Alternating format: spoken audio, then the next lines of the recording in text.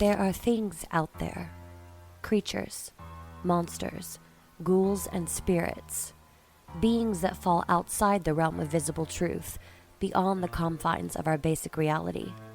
They lurk in the dark, haunt the recesses of our minds, and stir our curiosity in the unusual and weird. They are taboo topics, stories that we tell around the campfire and folklore passed down from our ancestors. We've been taught that these things don't exist, that they are merely myth and legend. Or are they? Welcome to the Occult Archives. I'm your host and spooky librarian, E.M. Moon, but feel free to refer to me as E. Here lies a space beyond all spaces, a library full of arcane information enough to drive any normal person mad. If you can think of it, if you can question it, the archives probably have what you seek. I just want to take a second before we get into tonight's episode to talk about my amazing podcast hosting with Buzzsprout. Buzzsprout is a comprehensive host for podcasts where you are able to seamlessly upload your episodes to all podcasting platforms like Apple Podcasts, Spotify, Google Podcasts, and many more. They also allow you to keep track of all of your analytics in one place. Buzzsprout basically does a lot of the work for you, which really helps a not-so-tech-savvy person like myself. If you're a new podcaster and looking for a good place to host, follow my link in the show notes to visit Buzzsprout. Tonight's story is a bit of a weird one, practically an urban legend of sorts. Even if you've never had an encounter yourself, you probably know someone who has, or at the very least heard a story about them. Black-eyed children. Honestly, just the potential image conjured in your head by the simple description could give one chills. Children are seen as innocent beings, little angels, precious wee godsends that are good as gold, albeit little stinkers at times, but never anything more sinister. Large, round, innocent eyes, dewy cheeks, and a sweet smile. So if you warp that idea and fill those innocent eyes with inky black voids and a temperament that could rival the brattiest, yet wittiest teenager, you have black-eyed children, and encounters with them are more often than not terrifying. The black-eyed children are an American legend of alleged paranormal creatures that resemble kids, generally between the ages of 6 and 16. Most often, they are very pale, with all black eyes, and those who encounter them usually report that the children are seen hitchhiking or panhandling. Some are seemingly distressed at first, and have been chanced upon even on residential doorsteps. Most refer to them as BEK or black-eyed kids, but as you've heard, I call them black-eyed children instead. The word kid evokes a sense of innocence for me, or a baby goat, depending on the type of person you are. I'm both. And these supposed kids are hardly that. The word children seems more scientific to me, more straightforward at least, based on their appearance alone. They probably deserve a moniker more like horrifying hellspawn, but who really has time to come up with a catchy name when you're still dealing with the trauma from the encounter with said creature? Kid. Whatever. I just don't want anyone to see the word kid and think that these beings are potentially harmless. Because they're not. Though tabloid coverage reported that claims of these creatures go back as far as the 1980s, most other sources state that the legend originated in 1996 with online postings written by a Texas reporter named Brian Bethel on a ghost-related mailing list. I think that's 90s for Reddit, for those of you who may have missed that era. The story related two alleged run-ins with these black-eyed children. Bethel describes an encounter with two such beings in Abilene, Texas, sometime in 1996. He claims that another person had a similar encounter in Portland, Oregon, though it was obviously unrelated. At this point, one would consider the black-eyed children as classic examples of creepypasta, and apparently they gained so much popularity that Bethel had to publish a FAQ just to keep up with the demand for more info about the new urban legend. Bethel went on to tell his story on a TV series called Monsters and Mysteries in America, and ended up writing a follow-up article for the Abilene Reporter News describing his experience, and maintains that it's legitimate. Here is Brian Bethel's story, in his own words, involving his encounter with the black-eyed kids, in the article that he wrote for the Abilene Reporter News in April of 2013. Sometime last year, I was contacted by a television program that wanted to interview me about a strange event that happened a few years ago. With a touch of reluctance, I agreed. The show itself runs tonight at 9 p.m. CST on the Destination America channel. It's a travel program, at least in certain respects. A cameraman and an interviewer came here last year and shot some footage of me and others in a rented home that they used as a backdrop, out and about in Abilene and in a local coffee shop, etc. There is a travel focus, as I said, of a sort. They kept insisting I call this area the Badlands. Having visited the actual Badlands in South Dakota, I protested, but they kept at it, and in the interest of just getting through the experience, I demurred, all the while explaining no one calls this place the Badlands. I think few would disagree that certain parts of Texas, especially dirt roads far away from artificial light under a sliver of silvered moonglow, can be places of both wonder and fear. But our rolling landscape is far from the almost alien-looking landscape of buttes and spires found in South Dakota's Badlands National Park. Being the one interviewed was different. I kept being asked to stop, to repeat certain things with more emphasis or emotion, and to rephrase something to make it more concise or to better coincide with the vision of the kind, but somewhat intense interviewer. The experience was similar too, but in many ways profoundly different from what I do. Despite a few bumps along the way, it ended up being a positive experience. No compensation involved, the only real sacrifice, some time to tell and retell and take after take a single story. You notice that I've kind of dodged the subject matter, and this is somewhat intentional, but we can't go much further without going there. So here goes. Near as I can figure, this happened in 1996. I've managed to pin down the date that far. I feel like it happened in the spring or summer since I remember wearing a pair of shorts, but one of my great regrets is not recording the actual date of the event. After you hear the story, you'd think it would be something you'd never forget, but given enough time between, not the case. My memory, while good, isn't quite eidetic. I had gone down to the former site of Camelot Communications, one of the area's original internet providers, to pay my bill. At the time, Camelot was located on North 1st Street, near the movie theater in the shadow of what is now Chase, then Bank One. I was using the light of the theater's marquee to write out my check, which I planned to put in Camelot's night drop slot. Involved in my work, I never heard them approach. There was a knock on my driver's side window. 2 young boys, somewhere between 9 to 12 years old, and dressed in hooded pullovers, stood outside. I cracked the window a bit, anticipating a spiel for money, but I was immediately gripped by an incomprehensible, soul-racking fear. I had no idea why. A conversation ensued between one boy, a somewhat suave, olive-skinned, curly-headed young man, and myself. The other, a red-headed, pale-skinned, freckled young man, stayed in the background.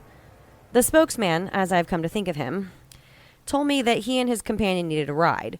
They wanted to see a movie, Mortal Kombat, but they had left their money at their mother's house. Could I give them a ride?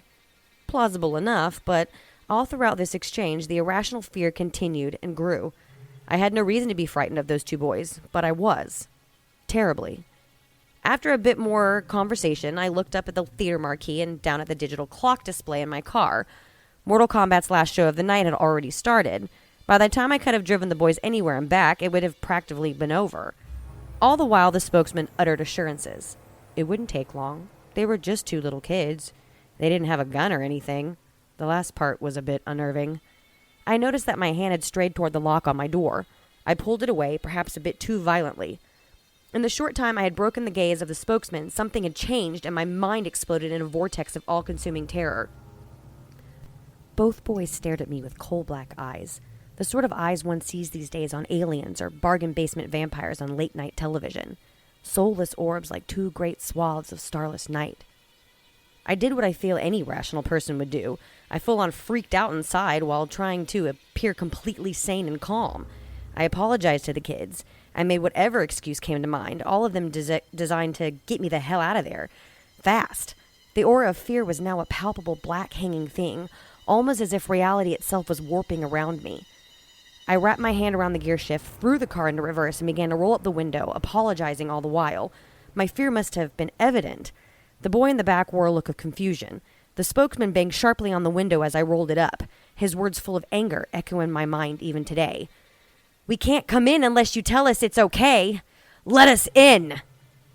I drove out of the parking lot in blind fear, and I'm surprised I didn't sideswipe a car or 2 along the way. I stole a quick look in my rearview mirror before peeling out into the night. The boys were gone. Even if they had run, I don't believe there was any place they could have hidden from view that quickly. I write for a lot of reasons. I'd do it even if I didn't get paid to do so.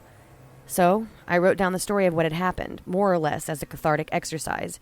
and shared it with a small group of friends on an email list. From there, it got out into the wider internet and grew and grew and grew. Type my name in Google, you'll find it soon enough. In time, there was a term coined for what I'd seen. BEKs, Black-Eyed Kids. I wouldn't have chosen it personally, but it's the acronym the internet knows. I'm pretty easy to track down, and so I still get calls, emails, and inquiries from the public, people all over the world who want to know more about what I saw, what I think they were, and what the encounter means in some cosmic sense. I've been contacted by everyone from Korean television stations planning New Year's Eve shows to regular people who just want to talk. More interesting to me has been sporadic, but more than occasional contact from people who think they may have seen something similar. Some narratives follow the template of my original encounter a bit too slavishly, and those are easy to dismiss. But others have a more than subtle ring of the same sort of panic and helplessness I felt. Similar experiences have now been in places from suburban neighborhoods to your standard dark alleyways throughout the country, possibly beyond. Kids like the ones I saw have allegedly been seen wandering through certain 24-hour big box retailers in the middle of the night and banging on the front doors of numerous witnesses. Are all of these accounts true? Unlikely. Are there enough to at least reinforce my belief that I encountered something truly strange? Definitely. Since my story leaked out to the wider internet, I've gone through several phases. For a long while, I eagerly answered any and all correspondences about the happening. A few years later, I got tired of answering the same questions over and over and over again, and I read but largely didn't reply to inquiries. But with age and distance from the event, curiosity has had a rebirth.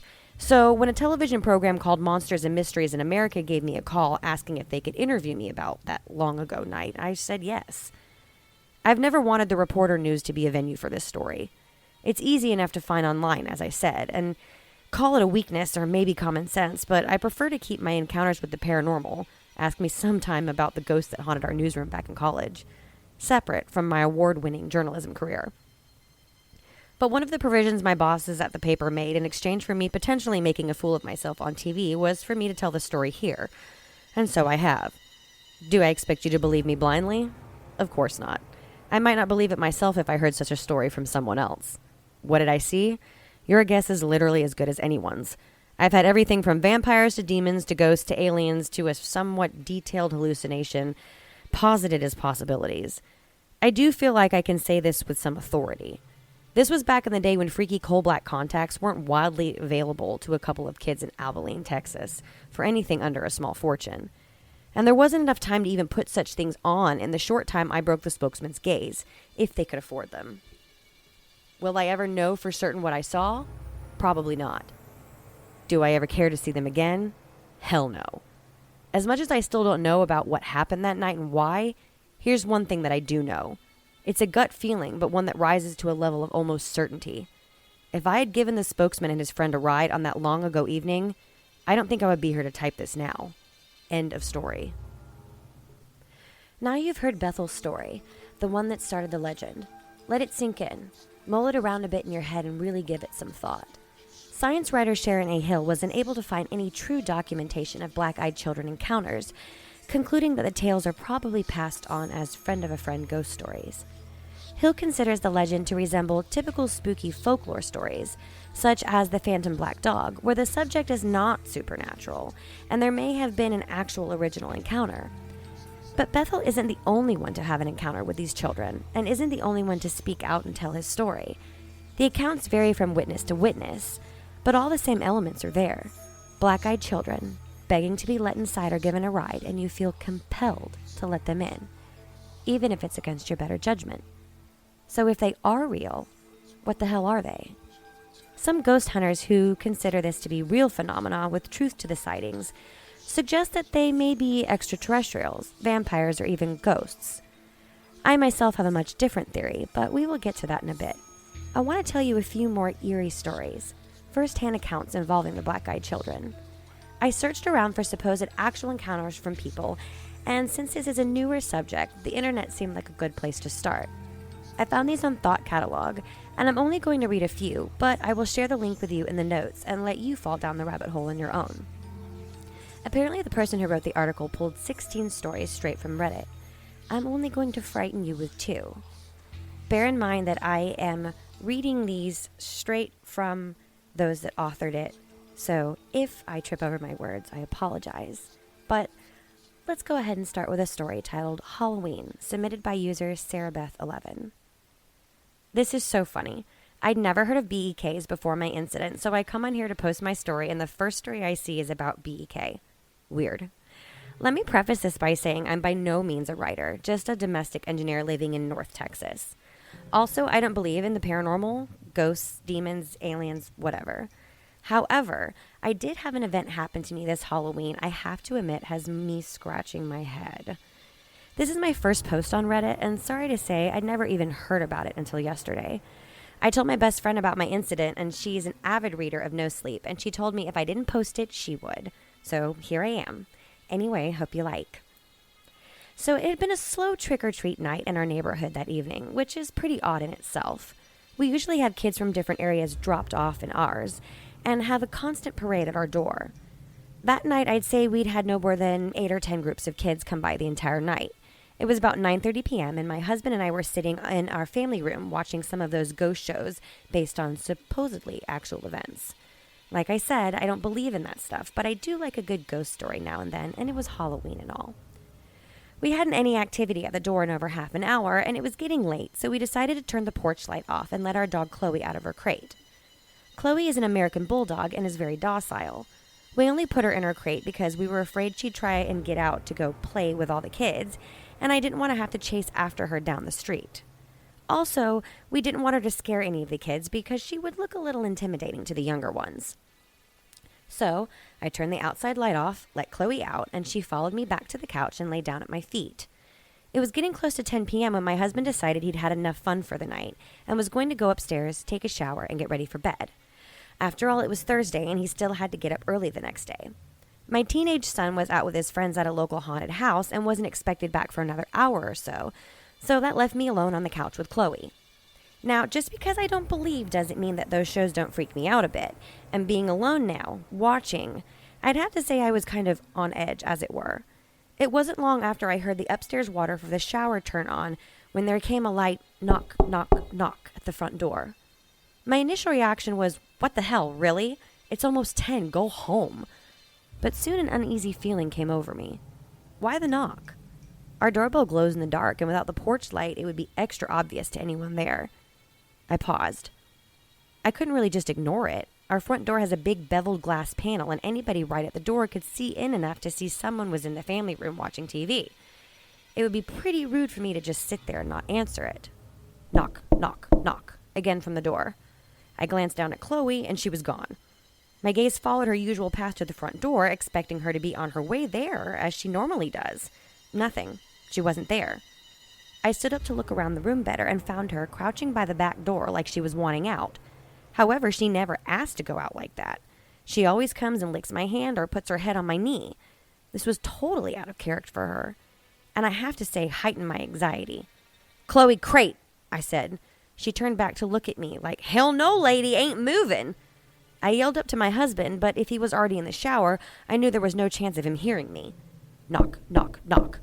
About that time, a car drove down our street and cast just enough light on the door to where I could see the silhouette of 2 small children through the glass. I instantly felt relief. It was just some kids, probably a couple of my neighbors on their way back home that wanted to stop by and show me their costumes or something. I headed to the door and looked back to make sure Chloe wasn't going to follow. What a great watchdog, I thought to myself as she just sat there. I turned on the porch light when I got to the door, and sure enough, I could see through the glass that it was a couple of pretty small kids. A little late for such young ones, I thought, and I began to wonder about what kind of parent would let their kids run the streets that late at night. I only opened the door enough to where I could block Chloe's escape if she decided to grow some balls, which was only about 2 feet. What struck me immediately as odd was the kids weren't wearing any costumes. They were in normal street clothes. Also no customary trick-or-treat either. I began to feel very uneasy again. It was a girl and a boy. The girl to my left was older, I'd say about 11 or 12. I could tell she was blonde, but I couldn't make out any distinct features as our lights are from high above and on columns at the front porch, so most of the light was coming from behind them. I had not opened the door wide enough for any light from inside to hit them directly. The boy was younger and about a foot shorter, I'd say 8 or 9, and looked to have light brown hair. The girl politely spoke up. "Ma'am, can we please come inside and use your phone to call our mom?" As she spoke, something in the pit of my stomach was telling me something was wrong. What kid, even at that age, doesn't have a cell phone of their own these days? I couldn't remember the last time I'd had anybody ask to use my home phone. Hun, don't you have a phone of your own that you can call your mom on?" I asked. This was where things really got weird. Both kids turned to look at one another like they were going to say something to each other, but neither ever spoke. They both turned back to me, and the girl said, "Ma'am, my cell phone battery doesn't have any charge left in it. Can we please come inside and call our mother? We're alone out here, and my brother is scared." I have to admit there were two competing feelings going on inside me. The first, out of a mother's heart that wanted to help these two small children get to their mom. The other, a sinking fear in my gut that was keeping the other feeling at bay. It was then that I noticed during the short conversation I'd already opened the door a few extra inches, which I was completely unaware of doing. I stopped.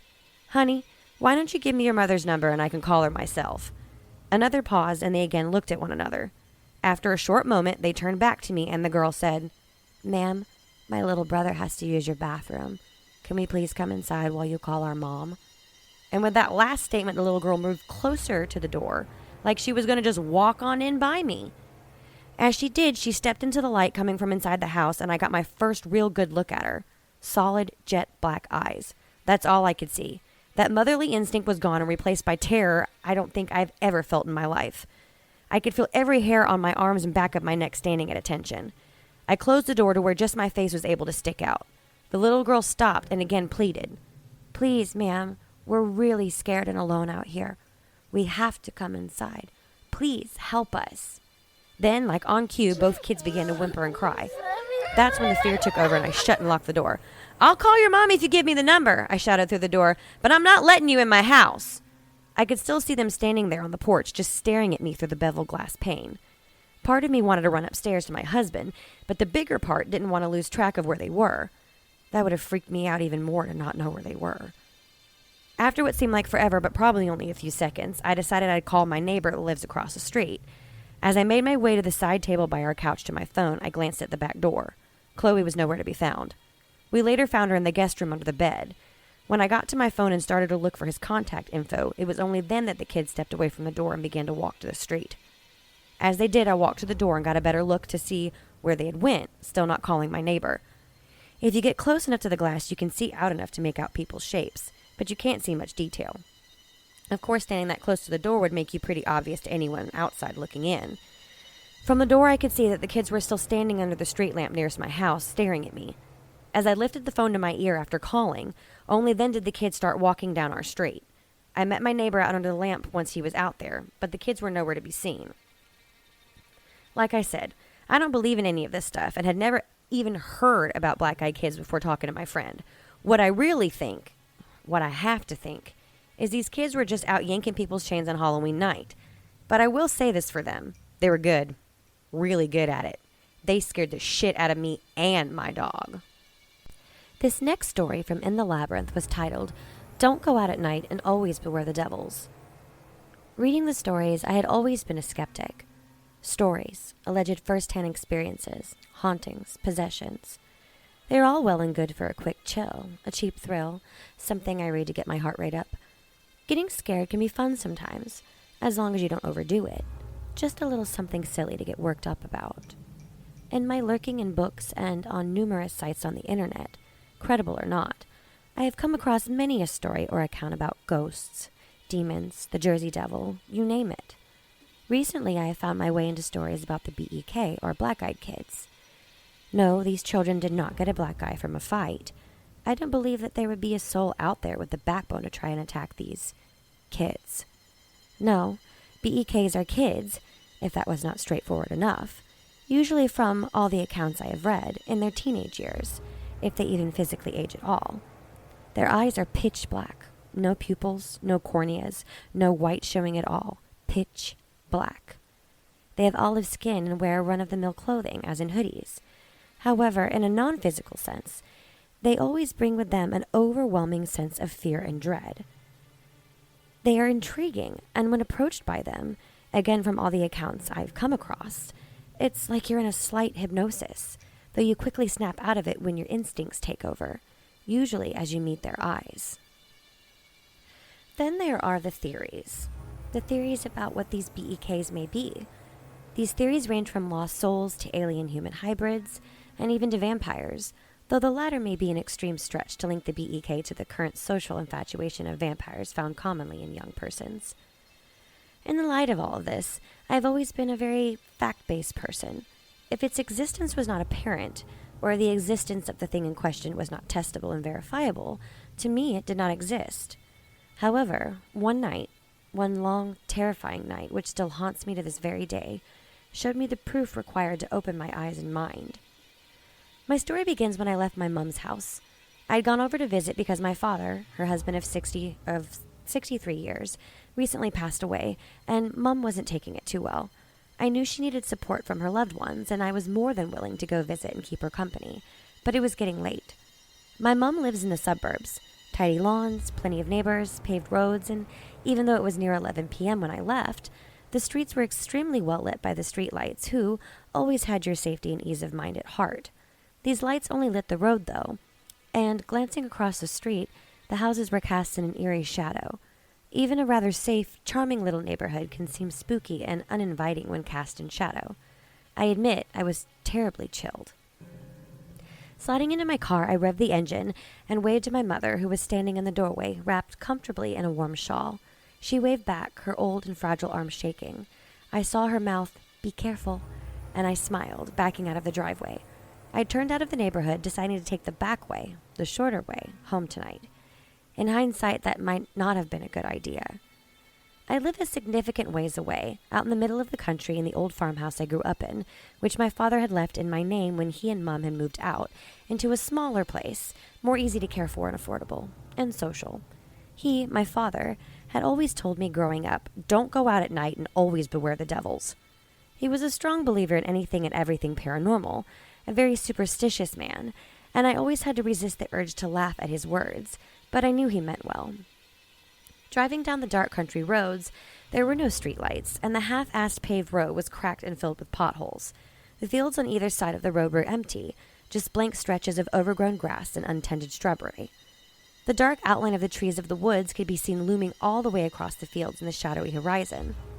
One might have even seen a deer or two once in a while in those fields, but not tonight. The moon offered little light as the sky rolled with dark, threatening clouds, ready to burst with rain or a storm at any moment. Sure enough, a few moments later, the low grumble of thunder sounded, heavy and long. However, no rain fell just yet, much to my pleasure. I hate driving at night and in the rain, and putting those two together would end badly. I just knew it.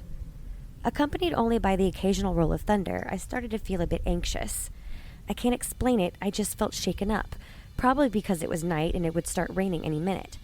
Or maybe I had been reading too many ghost stories and legends, and tonight seemed to reflect the mood of the stories I read almost obsessively. To try and calm myself, I flicked on my old car's radio and turned the old-fashioned knob back and forth, slowing down a bit as I attempted to find a station that came in clearly. Nothing doing. Weird. There was a broadcasting tower right near here. It usually came in perfectly clear. Just clear as day. But still nothing. The white noise and static of the blank stations was doing nothing to appease my anxiety. I gripped the steering wheel tightly as more thunder boomed from the sky. Aggravated, I forcefully shut off the radio, gritting my teeth. Glancing down at the dashboard, I noticed I was nearly out of gas. Groaning, I searched the road for a sign for gas. As I was scanning the side of the road, I noticed from the corner of my eye 2 figures walking on the side of the road, shrouded in shadow. They were walking slowly. One turned around, walking backwards, his or her thumb sticking out. I felt compelled to pull over, give them a ride, and I found my hand turning the wheel slightly, but I pulled back, realizing how stupid it would be of me to accept 2 random strangers into my car in the middle of the night on a backcountry road. I sped up and passed them, trying not to look at them as I did so, though I felt oddly intrigued by them. As I focused on the road ahead, it started drizzling, dropping my mood another level or 2. Along with the rain, the thunder seemed louder, closer, as the storm moved in. A few seconds passed until I gave in to my compulsion to look at the 2 figures, and I glanced in my rearview mirror. It seemed as if the 2 were walking faster, and the one no longer had his thumb out, but it had to be my imagination. How would I be able to tell if they were walking faster or not? It was raining and dark. Looking back at the road, I almost missed a sign that alerted me of a gas stop up ahead. A sigh of relief passed my lips, and I slowed down, looking for any indication of the stop, pushing the thought of the two figures from my head. Soon I was pulling into the gas station slowly as the rain started to pick up. The store was closed, but luckily they had a 24-hour gas pump service. That was good for me, as if they had not, I'd have run out a few more miles down the road. I shut off my car and hesitantly shuffled out of the metal shell and glanced over my shoulder, still not being able to shake that nervous feeling that had manifested inside me earlier that night. I stood under the light of the overhang, trying to figure out how to work the pump, which seemed so overcomplicated in the dim light, and with my mind not being able to focus on this simple task. The rain picked up more, heavier and louder against the concrete of the gas stop as I finally was able to get the pump into my car, forcing my hand to stop shaking. I had a horrible feeling that my shaking wasn't just because of the bitterly cold night air. Suddenly, the overhang lights of the gas stop started flickering wildly, a couple going out altogether. It seemed as if the temperature dropped 20 degrees in a few seconds. As I glanced around, a sinking feeling started to blossom in my stomach. As if in slow motion, I turned around, facing back towards the road, the long, lonely road, and saw what I had expected to see there. But even as much as I knew what I'd see, I still felt the drop of my stomach, the color draining from my face, and I breathed a sharp, cold breath, forcefully, as it almost caught into my throat. Across the street, the two figures were standing, facing me. They started crossing the street slowly but surely, and I fumbled with the gas pump. It had only been a few moments, but it seemed as if the gas pump was taking its precious time. I was shaking hard now, as thunder boomed once more, and I looked back up. The figures were now at the entrance to the gas stop, and my breath was quick and shallow as I blindly shoved the pump back into its holder, not being able to tear my eyes away from the figures. As they drew closer, I became more frantic, even though, now as they walked into the flickering light of the overhang, I saw that they were just two teenagers. They looked ragged and frigid and soaked from the rain. I straightened up a bit, still terrified, but another compulsive feeling similar to the one I had experienced in the car was bubbling, and I felt obligated to talk to these two, though I insisted to myself to just drive away, not to risk anything. They were extremely close now, at the next pump when I slid into my car, shaking wildly and fumbled for my keys, cursing myself as I dropped them on the floor. Leaning down, I swiped them up and sat back up, a cold, sickening feeling as I came face to face with one of the teens, who had his hand on my window, knocking slowly but forcefully. I rolled the window down a bit, just a bit, no bigger than to allow a small child's hand through, but before I spoke, he spoke first. The other figure standing in the background, still, but I could see something of a grin there on her pale face. "Can you give us a ride into town? We missed the bus and don't have a ride." He spoke slow, and something about his voice made me shiver. A cold chill swept down my spine, and I opened my mouth, but no sound came out. Clearing my throat, I glanced at the dashboard and at the keys in my hand. "I'm sorry, but I'm not going into town," I stuttered, keeping my eyes down, not at the kids. However, the teenager knocked harsher and made me jump a little, as he insisted another time for a ride. I told him no once more and looked up, trying to seem intimidating, which seemed silly, trying to seem intimidating to a child, but a horrible, chilling sight greeted me. I looked the kid right in the eyes and gasped sharply, my back hitting my seat as I went to back away. He had eyes, oh he did, but they were blacker than the night, pitch black. No discernible pupils and no white whatsoever showing. Pure black, deep, brooding, and surprisingly intriguing, but my fear got the better of me, and I quickly turned the key and my engine revved to life. I thanked God, which I had never ever done before tonight. My car had not stalled and went to pull away as the kid banged on my window with a pale fist, screaming for a ride. I took off speedily down the road, apologizing to my father again and again for laughing at him, never taking his warning seriously. After a few more minutes, I pulled into my driveway and right into my lawn, in front of my porch. I didn't want to spend any more time outside than I already had, and jumped from the car, leaving the car door open, and ran inside, slamming the door and locking it, even going as far as to put a chair in front of the door, in case someone or something tried to get in. Sinking into the chair in front of the door, I shivered uncontrollably and started to cry, hiding my face in my hands as two dark figures stood at the end of my driveway. Ooh, did the temperature just drop in here? Two different stories from two different people, seemingly far, far away from one another. Like Bethel pointed out, some of these stories have that inkling of truth, of believability, while others seem to close to his own initial encounter and sound more like fabricated fiction. Now, that was only a couple tales of BEK encounters, and based on just these few, there seems to be a commonality between them. Besides the age range and black eyes, there was always the feeling of intense dread, fear, or visceral responses of unknown origin. Just being in the proximity of these supposed children elicits a fight or flight response. Their conversation seems to be limited to, "Can you let us in?" and "Can we use your phone?" Usually in the guise of needing a ride or being alone, and the need to use the phone so they can call their parents. Even though most kids these days have cell phones, which is another cue that something is up with these children. People who have encounters with them feel compelled, as if by an unseen force, to let them in, and they have to fight their reaction to do so, even though they look like children. Something in their gut tells them that they aren't. It's always about letting the kids in, the kids that don't act like kids who speak in a slow, monotone way, whose eyes are black as pitch, who have a desperate need to enter your space. What are they? Like I stated, speculation is ghosts, demons, possibly aliens, but I have another theory that may or may not have been mentioned anywhere. A theory that may sound silly to some and not at all frightening. Fairies. Not Tinkerbell or Navi. No, something much darker and far less cute. Ever heard of changelings? Changelings were said to be fairy children swapped for a human child that was then stolen away by the Fae. The fairy child or changeling was typically identified by a number of strange traits according to Irish folklore. They may appear sickly or have stunted growth, some even claiming that they possessed very notable characteristics such as a beard or long teeth. They may also display intelligence far beyond their years as well as keen sight. While some aspects of this description don't really pertain to how people describe the BEK or black-eyed kids as we know them now, that doesn't mean that folklore doesn't evolve with the time. They may not have full-grown beards or rodent-like teeth, but maybe those traits have been replaced with the less obvious black eyes. Less obvious. But if they are Fae in origin, what is their endgame with trying to gain access to a residence or a vehicle, and why can't they enter on their own?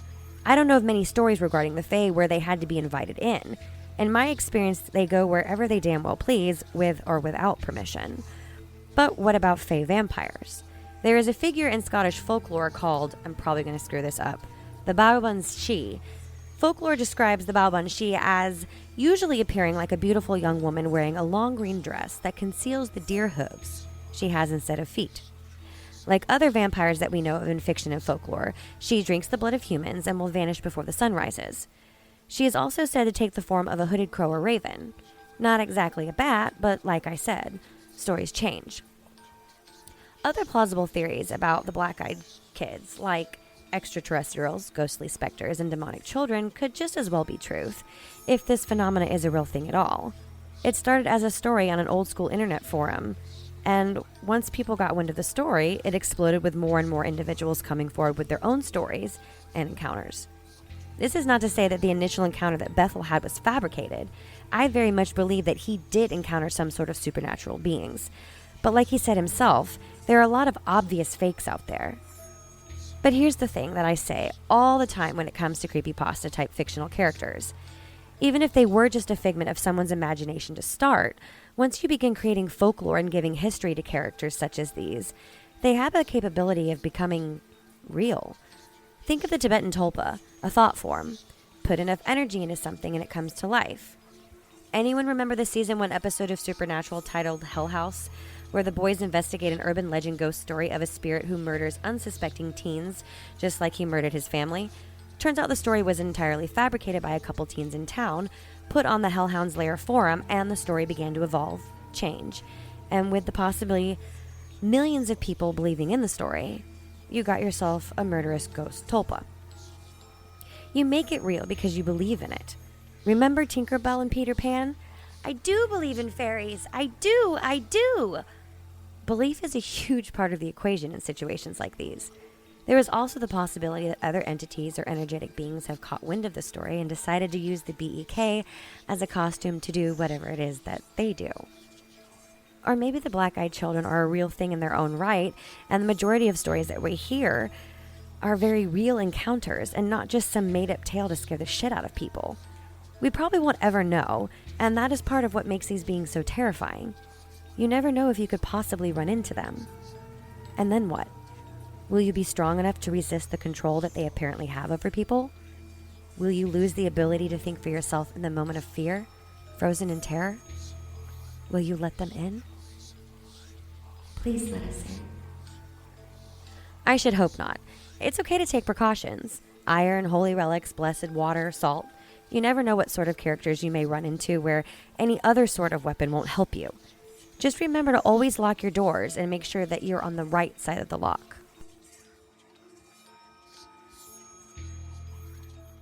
Tell me, have any of you ever come face to face with these terrifying children? If you have, send us your stories. You can find the submission form on my website under the Occult Archives tab. Thank you all so much for listening, and make sure to visit me in November as I dig up more stories to chill you, thrill you, and maybe make you learn a thing or two. Shout out to my Patreon subscribers who just upgraded to my new Occult Archives library card tier: Jessica Washburn, Marina Bickford, and Dee Brady. You lovely folks warm my cold heart with your continual support and excitement for the podcast. If you'd like to become a patron for the podcast, you can find the link on my Buzzsprout page. You can become an archive benefactor, and for just $5 a month, you receive benefactor acknowledgement after you join the tier. This is a shout out of Goblin Love from me on one of my episodes, and sneak peeks of happenings in the archives before anyone else. At our $10 tier for the Occult Archives library card, you receive a shout out after you join, future monthly AMAs on Discord once we get more patrons on that tier, and access to bonus episodes that no one else will ever get to hear. Till October 31st, if you sign up for the library card tier, you will get a bonus key pen to the archives to take notes with, doodle, or even write your own spells. But that's enough rambling from me tonight, folks. If you want to hear more from me this month, join my library card tier on Patreon to get access to my exclusive spooky story hour with the archives, where I will be reading stories from the Scary Stories to Tell in the Dark anthology and maybe a few iconic tales from Edgar Allan Poe. Until then, lock your doors, salt your windows, and remember, it's okay to sleep with the light on. Theme music for the Occult Archives by Junkfood2121. Background music by Purple Planet Music, and other sound effects by Zapsplat, Tom Bombadil 1988, Jay Michelson, and Blue Delta.